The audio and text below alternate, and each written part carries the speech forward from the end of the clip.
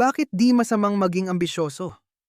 Para sa akin, ang ambisyon ay parang gasolina sa ating mga pangarap. Sa bawat hakbang na ginagawa natin, ito ang nagtutulak sa atin upang magpatuloy, kahit na may mga pagsubok na dumarating. Ang ambisyon ay hindi lamang tungkol sa pagkakaroon ng mataas na posisyon o malaking kita.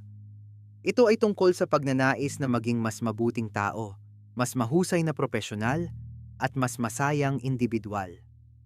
Isipin mo, kung wala tayong ambisyon, saan tayo pupunta? Parang sasakyan na walang direksyon. Ang ambisyon ay nagbibigay ng layunin. Kung ang isang tao ay may pangarap na maging doktor, ang kanyang ambisyon ay nagtutulak sa kanya na mag-aral ng mabuti, magpuyat, at magsakripisyo.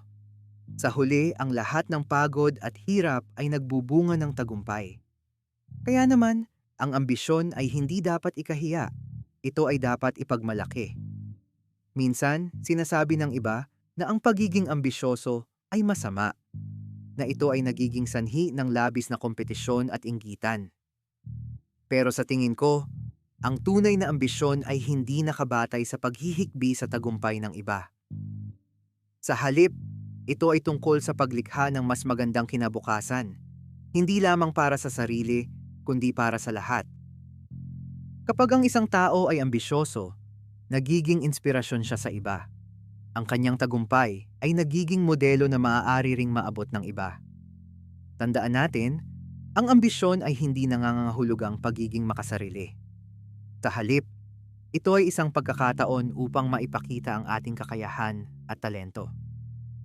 Sa bawat hakbang na ating ginagawa, nagiging mas matatag tayo. Ang mga pagkatalo at pagkakamali ay bahagi ng proseso. Ang mahalaga ay ang ating kakayahang bumangon at ipagpatuloy ang laban. Ang mga ambisyoso ay hindi natatakot sa mga pagsubok. Sa halip, sila ay natututo mula rito. Kaya't sa mga pagkakataong nararamdaman mong parang ang mundo ay laban sa iyo, isipin mo na ang iyong ambisyon ay hindi lamang para sa iyo. Ito ay para sa mga tao sa paligid mo, para sa iyong pamilya, at para sa mga susunod na henerasyon.